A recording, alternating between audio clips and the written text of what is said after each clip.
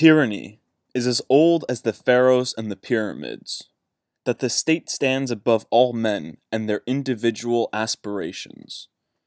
As you may be able to tell from the title of this video, in this video I'm going to prove without a shadow of a doubt that we have been living under a tyrannical government since 1789. But before I reveal the 100% proof of said tyranny, I must first undertake the philosophical effort of defining tyranny, and defining what a tyrant is, and relating a tyrant to a sovereign. According to the dictionary, a tyrant, or a tyranny, is a cruel and oppressive government or rule. I don't like this definition because it's too narrow, it's too simple-minded. It does not cover the tyrannies or the tyrants who do not rule in a cruel manner. It does not cover the benevolent tyrants. And yes, there is a such thing as a benevolent tyrant. To understand this, I want to look at one of the synonyms for tyranny, and that is absolute power. I did this in another one of my videos, and I said that a tyrant is a person with absolute power, and specifically absolute power, if we look at the word absolute, its root word is absolvere, and absolvere is basically to absolve. And I said in a previous one of my videos that a tyrant is one who has the power to absolve another of their destiny or their right to rule themselves. Here, I'm going to do a little twist on that, and I'm going to say that a tyrant is one who has an absolute power, and by absolute power, I mean the power to absolve themselves of having to follow the common law, of having to follow the law that everyone else has to follow. Now that we have taken the first philosophical step in properly defining tyranny, of changing the definition of tyranny from the narrow definition of a cruel and oppressive government or rule to the definition of rule by one who has absolute power, it is time to take the next philosophical step of relating said tyranny to a sovereign. And now the dictionary definition for sovereign. There are two definitions here that concern us, one being a noun and the other one being an adjective. But before I go into these, I first want to talk about the root of sovereign. And if you look at the root of sovereign, one of the roots come from the Latin super, meaning above, and then the other one comes from reign. So we can say that a sovereign is one who reigns above. Now above what? Above the common law, above the law that everyone else has to follow. Now going back to the actual definitions that concern us. The one definition in the noun, a supreme ruler, especially a monarch, to me is a little too ambiguous. It's a little too vague. It doesn't really give us the bite that we're looking for. So we're going to look at the adjective definition for sovereign. And the adjective definition for sovereign is possessing supreme or ultimate power. And the synonyms for that are supreme, absolute, there goes that word absolute that we found in tyrant, unlimited, unrestricted, boundless.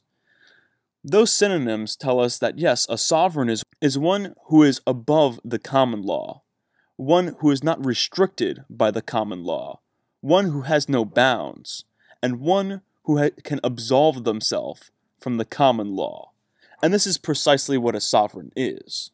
One who reigns from above the common law. I hope my philosophy isn't lacking. I hope that my philosophy was sufficient enough to convince you that there is no difference between a tyrant and a sovereign.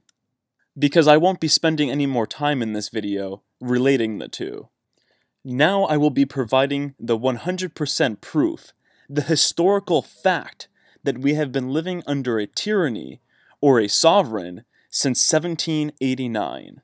And this proof, this historically documented fact, can be found in what is known as the Northwest Ordinance. So, what is the Northwest Ordinance? For those of you who don't know, the Northwest Ordinance was an act of the Congress of the Confederation of the United States. The ordinance created the Northwest Territory, the first organized territory of the United States. And we're going to hold there for a second, because organized territories have their own Wikipedia page, and I want to take a look at what Wikipedia tells us about organized territories. So, territories of the United States are subnational administrative divisions directly overseen by the United States federal government. Unlike U.S. states and Indian tribes that have sovereignty alongside the federal government, only one territory has sovereignty. And I would like everyone to take note of the fact that here, it makes it as if the U.S. states and Indian tribes are actually sovereign of the federal government, as if they aren't territories of the federal government. And you'll see why I want you to take note of that. So anyway, it goes on to say that the territories are classified by whether they are incorporated, i.e. part of the U.S. proper, and whether they have an organized government through an organic act passed by the U.S. Congress. And I advise everyone to go ahead and look into what an organic act is and meditate on it for a while. For now, I'm going to move on to why I asked you to take note of them making it appear like the states are not U.S. territories, as if they're sovereign alongside the federal government.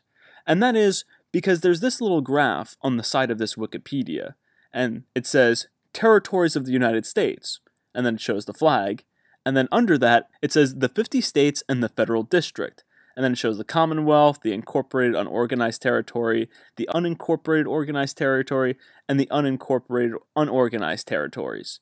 So here, as you can see, before it said that there were incorporated organized territories. Well, it doesn't say incorporated organized territories here, but because we know that there are incorporated organized territories, and the only thing here that isn't listed with such a name is the 50 states in the federal district, we can say that the states are incorporated organized territories, and they are, in fact, territories of the United States, as if there is such a thing. Now, we're about to find out why they refer to the United States as if it is its own person, as if it is its own entity. And we're going to find this out by doing a little bit more reading about the Northwest Ordinance.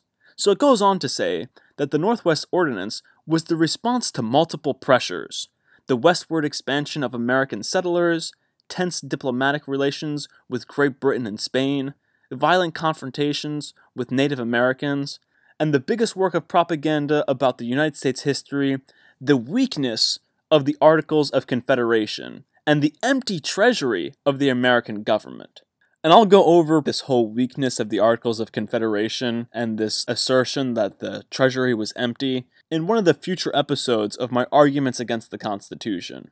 For now, let's focus on the Northwest Ordinance. So, it was based upon, but more conservative than Thomas Jefferson's proposed ordinance of 1784.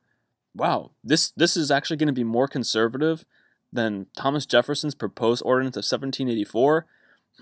That ordinance must have just been outright atrocious then, and you'll see why. So, the 1787 law relied on a strong central government, which was assured under the new Constitution that took effect in 1789. In August 1789, it was replaced by the Northwest Ordinance of 1789, in which the new Congress reaffirmed the ordinance with slight modifications. It goes on to say that this was one of the most important legislative acts of the Confederation Congress. And then it says this little thing. It established the precedent by which the federal government would be sovereign. And that right there, my friends, is the proof that we have been living under a tyranny ever since this act was reaffirmed by the new Congress in 1789. Or if you want to say it more correctly, living under a sovereign since 1789. Because as it says right here, this act set the precedent for which the federal government would be sovereign. And sovereign is like the definition of sovereign that we used before. Here, it is also the same definition of sovereign as in owning all the land like a king would. Okay, this is precisely why the federal government acts above common law and can tax us the way that they do. This is why they can forever tax you on the property that you own, because you don't own it. You are renting it from the sovereign, from the king. And this is also why they can tax you on your labor, the work that you do, because you're doing the work in their kingdom. And thus, they see it like they're doing you a service. like you are using their space or the federal government space to make money, and thus the federal government has a right to tax you. And this is also why they can pass laws that violate your Bill of Rights, because they are above your Bill of Rights. And this is also why they can steal your land, and this is exactly what they're doing when they enact eminent domain laws. They're stealing your land, they're stealing your property using this eminent domain clause, and this is them acting above common law. It's them basically saying, hey, we have the right to steal your land. You know, that stuff that other people can't do, all the other people can't do in common, they can't come over and steal your land and tell you that it's for your own best interest? Yeah, they can do that because they are tyrants, they are sovereign, they are above the common law. And it even talks about this in this Wikipedia. If we read past where we were just at, it goes on, it says, federal government would be sovereign and expand westward with the admission of new states. And this is actually a whole other can of worm, that the federal government and not the individual states is the one who decides on which states come in and how they come in. That's a whole other can of worms. But I'll talk about that in one of my arguments against the Constitution videos. So it goes on. Rather than with the expansion of existing states and their established sovereignty under the Articles of Confederation. It also set legislative precedent with regards to American public domain lands. It then goes on to say this little bit of sophistry. It says, the U.S. Supreme Court recognized the authority of the Northwest Ordinance of 1789 within the applicable Northwest Territory as constitutional in 1851, but did not extend the ordinance to cover the respective states once they were admitted to the Union. This is sophistry, and we know it's incorrect, or maybe it's just talking about specific clauses in the Northwest Ordinance, and not the clause that declared the federal government to be sovereign. And the reason why I say that this is sophistry, and I believe just totally untrue, is because the federal government has still behaved as a sovereign. It has exercised eminent domain laws in every state. And not only has it exercised eminent domain laws in every state, it has also because it has continued to be the body that is responsible for the admission of new states. I know that many of the people who view this video will argue that the federal government is not its own entity though. It is made up of individuals from the different states. So it's actually representatives from the different states who are doing this, and not this fictional body known as the federal government. And my argument to that is that these representatives from these individual states do not actually represent the people from those states. These representatives are actually not representative of a majority of the people from the states that they come from. These representatives are part of an aristocracy. They are part of a higher class, and they, as people like to say, are part of the 1%. And not only are they part of the 1%, but even if they weren't part of the 1%, there are only 435 members in Congress, and another 100 in the Senate, making the number of representatives in the federal government 535. And if you want to include the president, who doesn't really represent any individual state, we'll say 536. So there are 536 representatives in the federal government. 536 people could never properly represent the over 300 million individuals that make up the United States.